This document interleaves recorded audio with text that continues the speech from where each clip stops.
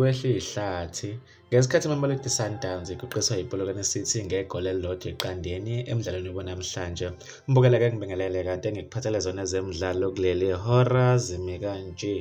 iPolokwane City inenebule iMamelodi Sundowns ngalilodwa igoli eqandeni emidlalweni wanamhlanje emini ePeter Mokaba Stadium. Mbukela esiwombeni sokuqala lo mdlalo uqale ngekhulu igiye eliphezulu.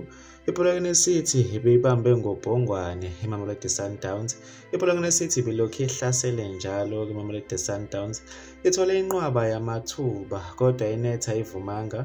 Isombe sokuqala wembukeli siphele ngeqanda ngapha neqanda ngale. Kuthe esombeni sesibili iPolokwane City iqhubekile ngokudlala ngokuzimisela. Kuthe ngomzuzu ka-82 iPolokwane City yathola ithuba omncane waluvalela enethini. Lokho kuqede lo mdlalo iPolokwane City negoli elilodwa eqandeni. iMamelodi Sundowns iqhokele kunombolo 2 kwi-Betway Premiership kanti iPolokwane City yona inyukele kunombolo 4.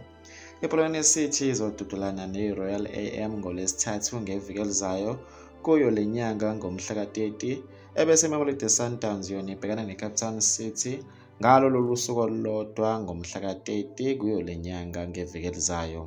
Mbukele bekuzona-ke lezi ebengikuphathelezana kuleli hora. Beka uvo lwakho kwi-comment section. Ngizokubona kwenye video elandelayo. Mina sengiphuma kanje. Usale kahle.